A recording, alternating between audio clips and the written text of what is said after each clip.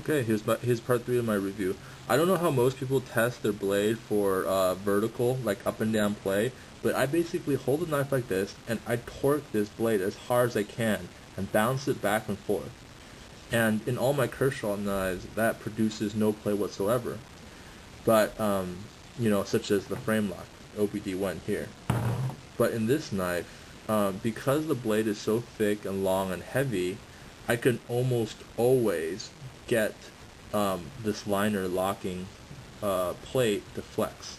So I can almost always pull the blade off the blade stop. And, that doesn't always, almost never actually results in any perceptible play, but it just doesn't give me, I'm a user of knives, but also a collector of knives, and there's a certain amount of pleasure that goes with having an absolute 100% strong lockup, and for me, this knife does not give me that pleasure. So, and that's my only criticism. There's no side-to-side play of the blade at all, which is nice. Now, let's get back to the actual performance of the knife and away from my OCD tendencies.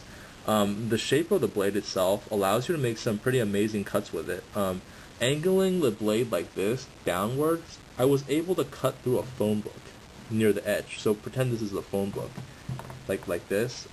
I was able to cut through, pushing down, at this kind of angle, I was able to cut through the whole phone book. So, that's amazing performance. The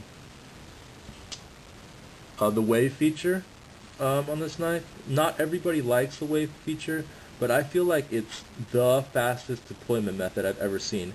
It's even faster than an automatic, because when you have an automatic knife, carry tip up, you gotta pull it out, you pull it out of your pocket, you gotta fish around for that button.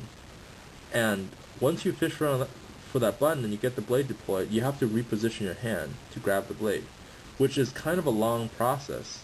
The wave feature, which is right here, let me explain a little about it first. So this sits in your pocket like so, right? And then here is, you put it towards the edge of your pocket. And when you pull the knife out, it basically grabs whatever material your pants are, and it brings the knife open. It flips the knife open. It works very well. So when you're using this knife, you grab it in your pocket, you pull it out, and the blade is already deployed, and then you just kind of bring your grip down and grab the knife.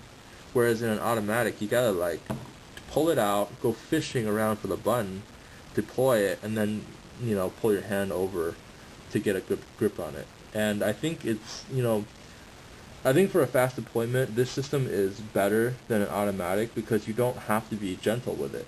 In an automatic, you gotta pull it out, and then think about, oh, where's that deployment button? Oh, it's here, and then switch your hand over to get a good grip on it. This, you just grab it, just pull it out of your pocket as hard as you can, and it's already out, and then you just gotta close your fingers. So.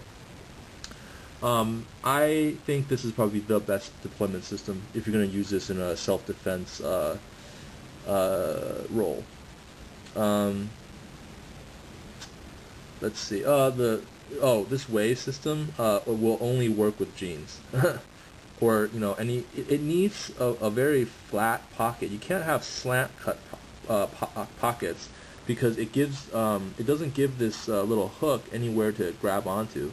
And jeans seem to work the best. Khakis, not so much, because it tends to slip off the khaki material.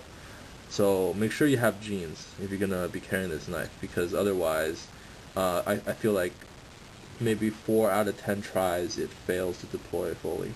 And also, when you're taking this knife out of your pocket and you don't want to deploy the blade, you gotta be careful, because a lot of times it'll grab a little bit and half deploy the knife, and that's a great way to cut yourself. When you first get this knife, it's actually very, very stiff. But as you play with it and you wear in those liners, or in my case, I took it apart and oiled everything, greased everything. But then you still need to break it in. But once it's broken in, it's a very stiff, but it's a very smooth but still strong feel. So I like it a lot.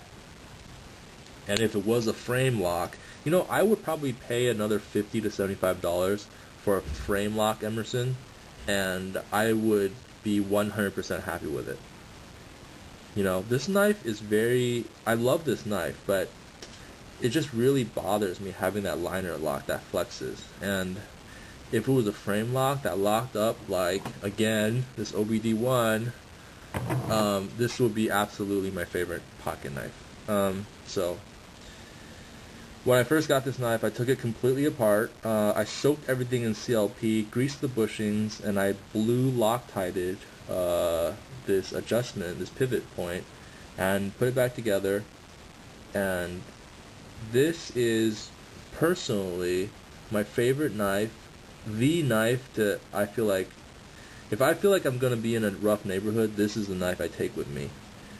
And but it's not going to be my everyday EDC just because it's a little bit too big and too menacing in this all black color.